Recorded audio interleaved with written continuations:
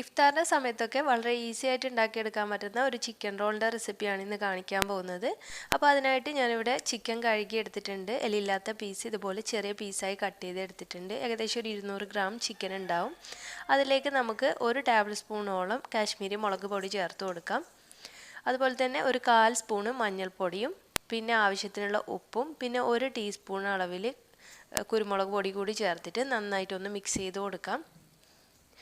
എന്നിട്ട് നമ്മുടെ വീട്ടിൽ സോയാ സോസ് കയ്യിലുണ്ടെങ്കിൽ കുറച്ച് സോയാ സോസ് ഇതിലൊക്കെ ചേർത്ത് കൊടുക്കുന്നുണ്ട്. ഏകദേശം 1 സ്പൂണോളം സോയാ സോസ് നിർബന്ധമില്ല, നമ്മുടെ കയ്യിലുണ്ടെങ്കിൽ ചേർക്കുക. അതുപോലെ ഒരു ടീസ്പൂൺ അളവിൽ തന്നെ ചെറുനാരങ്ങയുടെ നീര് ചേർത്ത് നന്നായിട്ടൊന്ന് മാരിനേറ്റ് ചെയ്ത് വെക്കാം.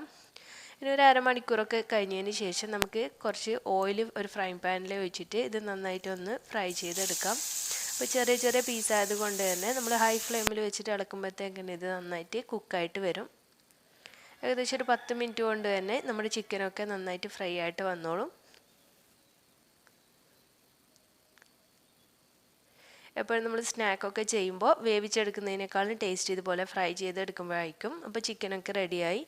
ഇനി നമുക്ക് ഇതിലേക്കുള്ള ഫില്ലിങ്സിനുള്ള സവാളയൊക്കെ ഒന്ന് വഴറ്റിയെടുക്കണം. അതിനായിട്ട് ആ സെയിം ഓയിലിൽ തന്നെ കുറച്ച് കറിവേപ്പില ഇട്ട് കൊടുത്തു.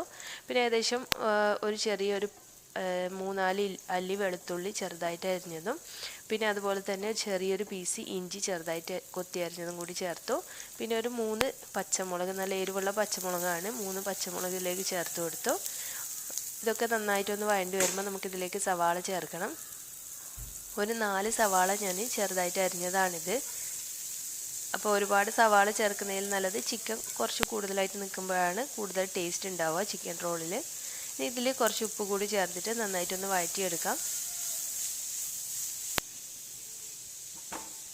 അപ്പോൾ സവാളയൊക്കെ ഏകദേശം ഈ ഒരു രീതിയിൽ നന്നായിട്ട് തന്നെ വാടി വന്നാൽ നമുക്കിതിലേക്ക് കുറച്ച് മസാലപ്പൊടികൾ ചേർത്ത് കൊടുക്കാം. കുറച്ച് മുളക് പൊടി ചേർത്ത് കൊടുത്തിട്ടുണ്ട് ആദ്യമായിട്ട്. അപ്പോൾ കാശ്മീരി മുളക് പൊടി ഉണ്ടെങ്കിൽ കുറച്ചുകൂടി നല്ലൊരു കളറ് കിട്ടും. അതുപോലെ തന്നെ കുറച്ച് മഞ്ഞൾപ്പൊടി കൂടി ചേർത്ത് കൊടുത്തു.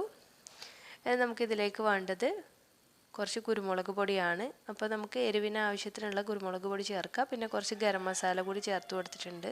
ഗരം മസാലയൊക്കെ നമ്മൾ വീട്ടിൽ തന്നെ പൊടിച്ചുണ്ടാക്കുന്നതായിരിക്കും കൂടുതൽ ടേസ്റ്റ് ആയിട്ടുള്ളത്. നമുക്കിതിലേക്ക് ഫ്രൈ ചെയ്ത് മാറ്റിയിട്ടുള്ള ചിക്കൻ പീസസ് ചേർത്ത് കൊടുക്കാം. അപ്പോൾ ഗരം മസാല നമ്മൾ വീട്ടിലുണ്ടാക്കുന്നതിൻ്റെ റെസിപ്പി ഞാൻ മുന്നേ അപ്ലോഡ് ചെയ്തിട്ടുണ്ട്. അതിൻ്റെ ലിങ്ക് ഞാൻ ഡിസ്ക്രിപ്ഷനിൽ കൊടുക്കാം. ആവശ്യമുള്ളവരൊന്ന് ചെക്ക് ചെയ്ത് കൊടുത്താൽ മതി.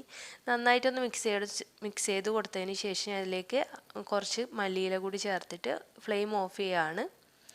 ഇനി നമുക്ക് ഇതിനേക്കുള്ള ഡോ തയ്യാറാക്കണം. നമുക്ക് ഷീറ്റ് ഉണ്ടാക്കണമല്ലോ. സ്പ്രിംഗ് റോൾ ഷീറ്റ് വാങ്ങിച്ചിട്ട് ചെയ്യുന്നവരാണെങ്കിൽ അങ്ങനെ ചെയ്ത് കൊടുക്കാം.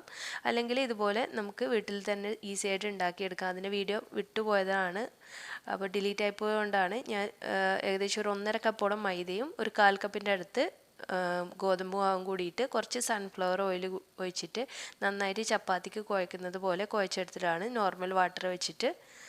നമുക്കിതുപോലെ ചെറിയ ചെറിയ ബോൾസ് ആക്കിയിട്ട് മാറ്റാം. ഇനി ഇത് നമുക്ക് നല്ല തിന്നായിട്ട് വേണം പരത്തിയെടുക്കാനായിട്ട്. എത്ര കനം കുറച്ച് നമ്മൾ പരത്തിയെടുക്കുന്നോ അത്രയും നല്ലതാണ്. അപ്പോൾ മാക്സിമം ഇതുപോലെ നന്നായിട്ട് തന്നെ കനം കുറച്ച് പരത്തിയെടുക്കുക. കാരണം നമ്മളിത് ജസ്റ്റ് ഒന്ന് ചൂടാക്കി എടുക്കുന്നുണ്ട്. ആ ഒരു സമയത്ത് കുറച്ചൊന്ന് കട്ടിയിലായിട്ട് വരും. അതുകൊണ്ട് നിങ്ങൾ എത്രയ്ക്ക് കനം കുറച്ച് നമുക്ക് പരത്തിയെടുക്കാൻ പറ്റുമോ അത്രയ്ക്കും കനം കുറച്ച് പരത്തിയെടുക്കുക. ഇനി നന്നായിട്ട് ചൂടാക്കി കിടക്കുന്ന താവേൻ്റെ മുകളിൽ ഇട്ടിട്ട് ജസ്റ്റ് ഒന്ന് 2 സൈഡും ഒന്നങ്ങ് ചൂടാക്കി എടുക്കുക. ഒരുപാട് നേരം ഇട്ട് കൊടുക്കാൻ പാടില്ല. ജസ്റ്റ് ഒന്ന് ചൂടാവുക മാത്രമേ ചെയ്യാൻ പാടുള്ളൂ. അപ്പോൾ കണ്ടില്ലേ, ഈ ഒരു രീതിയിൽ വരും. കുറച്ചൊന്ന് കട്ടിയായിട്ട് വരും. അപ്പോൾ നമുക്കിത് റോൾ ചെയ്യാനൊക്കെ ബുദ്ധിമുട്ടായിരിക്കും. കുറച്ച് സമയം കൂടുതൽ നമ്മളിതിൽ ഇങ്ങനെ വെക്കുകയാണെങ്കിൽ. അതുകൊണ്ട് ജസ്റ്റ് ഒന്ന് 2 സൈഡും ഒന്ന് റെഡിയാക്കി എടുത്താൽ മതി. അപ്പോൾ നമ്മുടെ ഷീറ്റൊക്കെ ഇവിടെ റെഡിയാക്കി എടുത്തിട്ടുണ്ട്. നമുക്ക് ഇതിലേക്കുള്ള കുറച്ച് മൈദയുടെ പശ വേണം. അതിനായിട്ട് കുറച്ച് മൈദമാവ് എടുത്തിട്ട് അതിലേക്ക് വെള്ളം ഒഴിച്ചിട്ട് ഒന്ന് മിക്സ് ചെയ്ത് കൊടുക്കാം.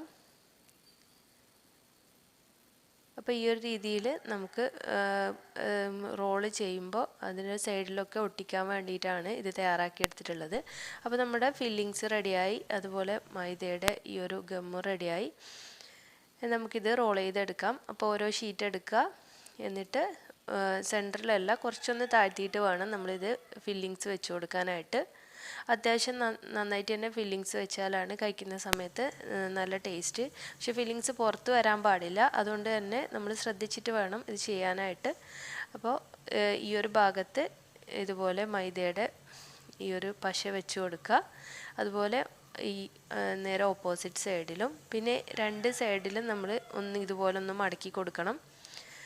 എന്നിട്ട് വേണം ഇത് റോൾ ചെയ്തെടുക്കാനായിട്ട്. അപ്പോൾ ആ ഒരു മടക്ക് അങ്ങനെ തന്നെ പിടിച്ചിട്ട് വേണം, ശ്രദ്ധിച്ചിട്ട് ഇതുപോലെ നല്ല ടൈറ്റായിട്ട് വേണം റോൾ ചെയ്തെടുക്കാനായിട്ട്. അല്ലെങ്കിൽ നമ്മൾ ഫ്രൈ ചെയ്യുന്ന സമയത്ത് ചിലപ്പോൾ എണ്ണ ഇതിൻ്റെ അകത്ത് കിടക്കാനുള്ള ചാൻസ് ഉണ്ട്.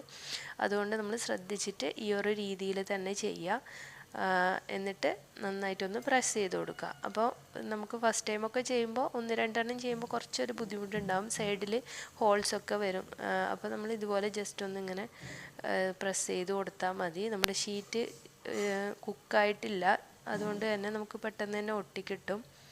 കണ്ടില്ലേ, ഇതുപോലെ ഒന്നങ്ങ് പ്രസ് ചെയ്ത് കൊടുക്കുമ്പോൾ തന്നെ ഒട്ടിക്കിട്ടും. സൈഡിൽ ഹോൾസ് ഒന്നും ഇല്ലെന്ന് ഉറപ്പ് വരുത്താം. അപ്പോൾ ഇതുപോലെ തന്നെ ബാക്കിയുള്ളതൊക്കെ ചെയ്തെടുക്കാം.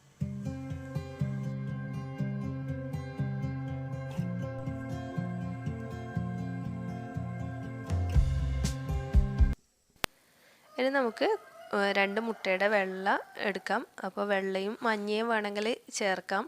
അപ്പോൾ നമുക്ക് ഫ്രൈ ചെയ്യുന്ന സമയത്ത് എണ്ണയിൽ ബബിൾസ് വരാതിരിക്കാൻ, അതായത് പതഞ്ഞ് വരാതിരിക്കാൻ വേണ്ടിയിട്ടാണ് മുട്ടയുടെ വെള്ള മാത്രം എടുത്തിട്ടുള്ളത്.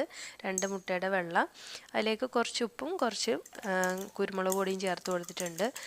നിങ്ങൾക്ക് വേണമെങ്കിൽ ഒരു മുട്ടയുടെ മഞ്ഞയും വെള്ളയും മാത്രമായിട്ട് ഒരു മുട്ട യൂസ് ആക്കിയാലും മതിയാവും. അപ്പോൾ ഫ്രൈ ചെയ്യുന്ന സമയത്ത് പത വരും.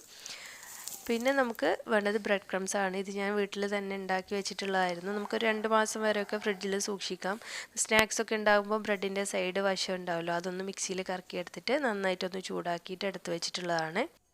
എന്ന് നമുക്ക് ഓരോ റോളും എടുത്തിട്ട് മുട്ടയുടെ വെള്ളയിൽ ഇതുപോലെ ഒന്ന് ഡിപ്പ് ചെയ്ത് കൊടുക്കുക. അതിനുശേഷം ബ്രെഡ് ക്രംസിലിട്ടിട്ട് മറ്റേ കൈ കൊണ്ട് ചെയ്യുന്നതായിരിക്കും നല്ലത്. കാരണം മുട്ടയുടെ വെള്ള തൊട്ട കൈ കൊണ്ട് നമ്മൾ ചെയ്യുമ്പോൾ ഒരുപാട് ബ്രെഡ് ക്രംസ് നമ്മുടെ കയ്യിൽ ഒട്ടിപ്പിടിക്കും.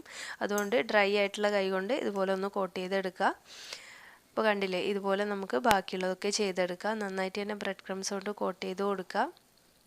ബ്രെഡ് ക്രംസ് അല്ലെങ്കിൽ നമുക്ക് റസ്ക് ഒക്കെ ഉണ്ടല്ലോ, അതൊക്കെ പൊടിച്ചെടുക്കുന്നത് നല്ലതായിരിക്കും. ഇതുപോലെ നമ്മൾ ബ്രെഡ് ക്രംസ് ഒന്ന് ചൂടാക്കി എടുക്കുമ്പോൾ നല്ലതാണ്, നല്ല ക്രിസ്പി ആയിട്ട് കിട്ടും. അപ്പോൾ ഇതൊക്കെ നമുക്കൊന്ന് ഫ്രൈ ചെയ്തെടുക്കാം.